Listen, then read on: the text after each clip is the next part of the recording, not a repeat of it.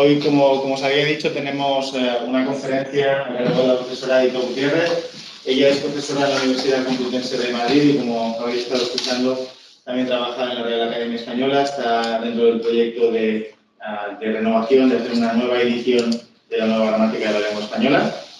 Y hoy nos va a hablar de otra obra, de hecho, en la que no solo ha participado activamente, sino que de hecho fue la principal impulsora, fue la que propuso la obra. Es el glosario de términos gramaticales, que, como sabéis, apareció, si no recuerdo mal, a finales de 2019, ya estaba publicado. Es una obra que intenta unificar cuestiones de terminología, pensando sobre todo en el aula de secundaria, y es de eso de lo que nos va a hablar Edita. Le he pedido que se centre sobre todo en aspectos de sintaxis, de los diferentes aspectos que hay en el glosario, y, como sabéis, cualquier cosa que ya comenté puede aparecer en la prueba que tendremos la primera semana de junio o la segunda semana de junio. Cuando quieras, Edita. Bueno, pues muchas gracias, Ángel y Cristina, por invitarme. Lamento que no sea esto sea de manera presencial, ¿no? Para que pueda ver las caras de los alumnos y interactuar con ellos, pero bueno, espero que al final pueda quitar la presentación y podáis hacer preguntas si tenéis preguntas, y así os puedo conocer un poco. Entonces, en efecto, lo que yo voy a hacer es hablar del glosario de términos gramaticales. Mi idea es, bueno, tiene dos partes. Por un lado, quiero presentaros la obra. No sé si vosotros la conocéis, supongo que algunos sí, otros no. Entonces, me gustaría que después de esta charla, pues todos supierais cómo acceder a la obra, supierais exactamente pues qué contenidos podéis encontrar en ella y también cómo utilizarla. Y por otro lado, pues esta presentación es la excusa, ¿no?, para hablaros de ciertos problemas gramaticales, y he escogido algunos que a mí me parece que son relevantes en secundaria porque son cosas que dan problemas, son análisis que dan problemas en la enseñanza secundaria, pero también creo en la enseñanza universitaria. Así que espero que resulte interesante y que no os esté contando ya cosas que todos sabéis. Entonces, la estructura de la charla es la que aparece en la diapositiva. En primer lugar, quiero explicar un poco la relación entre el glosario de términos gramaticales y la nueva gramática de la lengua española, porque el glosario es hijo de la nueva gramática. Después me voy a parar un poco en cuáles son los objetivos del glosario y utilizaré distintos ejemplos para explicar los objetivos. Y la última parte de la presentación es sobre qué contiene el glosario. Entonces, bueno, qué contiene cada entrada, qué son los esquemas, qué son las tablas. Si esa parte de la presentación no me da tiempo a hacerla, pues no pasa nada, porque yo os pasaré este documento y eso lo podéis ver vosotros por vuestra cuenta. Así que, Ángel y Cristina, en el momento en que me digáis, oye, que hay que parar para que haya espacio para preguntas, pues me paráis y lo que quede de la presentación hasta el final, pues lo podéis ver vosotros por vuestra cuenta en casa. Entonces, voy a empezar con el primer punto, ¿qué es el glosario, ¿no?, y su relación con la nueva gramática?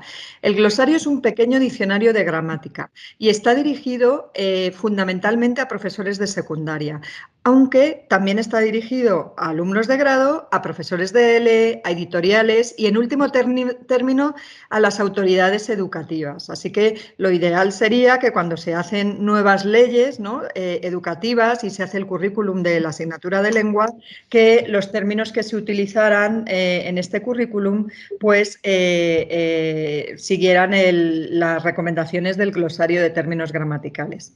El glosario tiene básicamente términos de morfología y de sintaxis, es decir, es gramática en sentido estricto, ¿no?, morfología y sintaxis, pero no fonética, fonología o semántica, ¿no?, que a veces se incluye en el término gramática entendiendo esta en sentido amplio.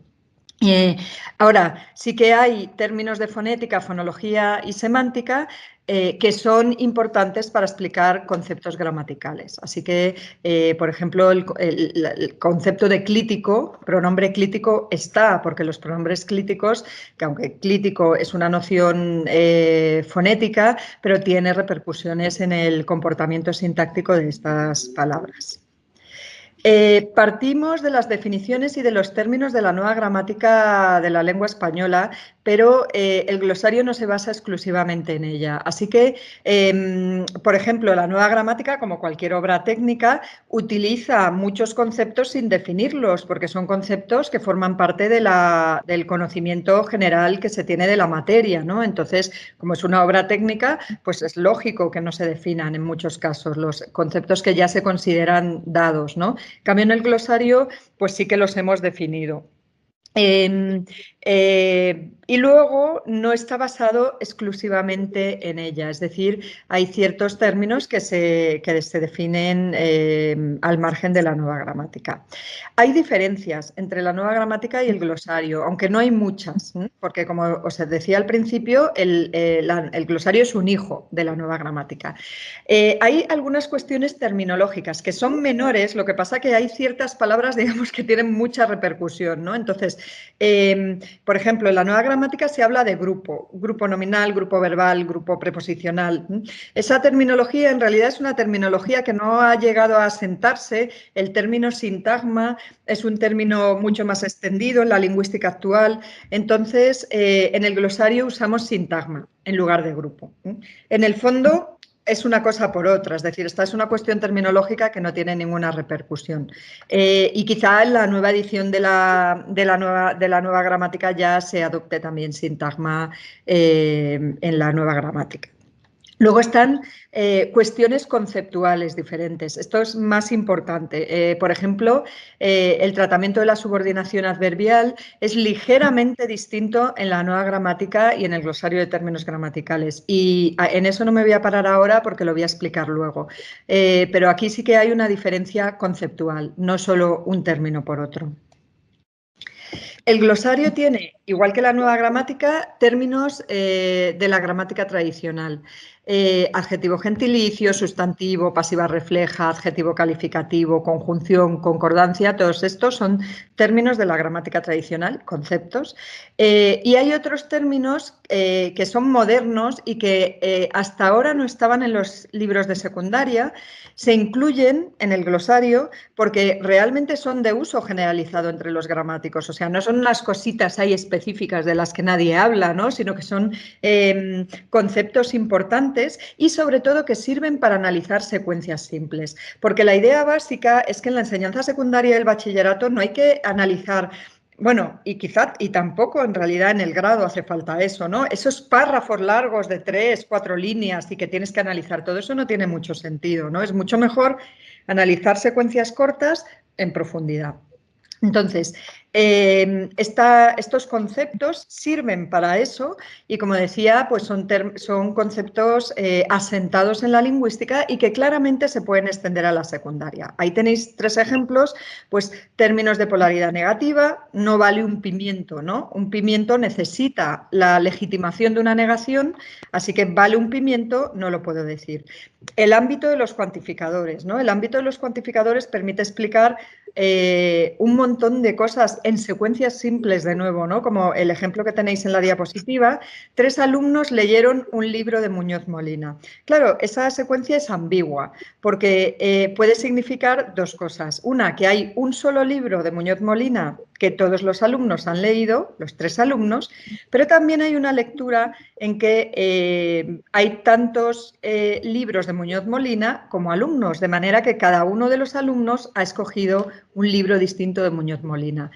Estas 2 lecturas tienen que ver con que se produce una interacción entre 3 alumnos y un libro de Muñoz Molina, ¿no? Y tiene que ver con el ámbito de esos sintagmas como si tuvieran más o menos foco sobre una parte de la oración. Luego, por ejemplo, también el concepto de verbo inacusativo, que supongo que todos vosotros conocéis, como en el ejemplo que tenéis en la diapositiva, caen hojas de los árboles. Es decir, esa gran división de los verbos intransitivos, porque en realidad, si lo pensáis, verbo intransitivo en la tradición es como un concepto negativo. Verbo transitivo es el que tiene complemento directo y ¿Cuáles son los intransitivos? Pues los que no son transitivos en realidad, ¿no? Los que no tienen complemento directo, pero esa es una definición negativa y en el fondo, pues ahí tenemos por lo menos dos tipos de verbos intransitivos con propiedades muy distintas, los inergativos y los inacusativos. Y esos dos tipos de verbos, que de nuevo, estos son conceptos que están ya asentados en la lingüística moderna y aceptados por la lingüística, pues no suelen estar en los libros de texto de secundaria y en el glosario pues se explica despacio en qué consiste la diferencia entre estos dos tipos de verbos intransitivos. Así que la obra quiere ser un instrumento didáctico. Está dirigido a los profesores de enseñanzas medias de todos los países hispanohablantes, en realidad no solo de España. La información de las entradas está dividida en dos niveles, un poco, si recordáis, como en la gramática descriptiva de la lengua española, es la gramática azul, que tiene una parte del texto en una letra más grande y luego una parte del texto en letra más pequeña, ¿no? Que se supone que es información de distinto tipo, ¿no? Pues lo mismo está aquí, tenemos la información básica y la información complementaria, que también está en una letra más pequeña.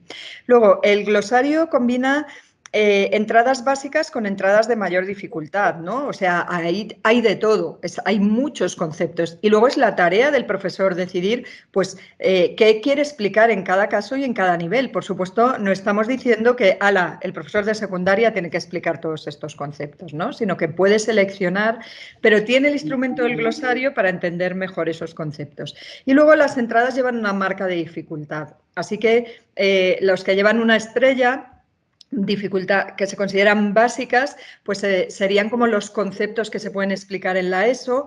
Los que llevan 2 estrellas de dificultad media, pues serían para el bachillerato, y los de 3 estrellas, que son más complejos, pues habría en realidad que reservarlos para la enseñanza universitaria. Y con esta idea de lo didáctico, todas las entradas se inician con ejemplos. Así que la idea es, tú tienes ahí tu concepto y lo primero que ves son los ejemplos. Y una vez que has visto los ejemplos y ya sabes de qué va la cosa, entonces ya puedes leer el resto de la entrada y enterarte un poco de en qué consiste exactamente el concepto.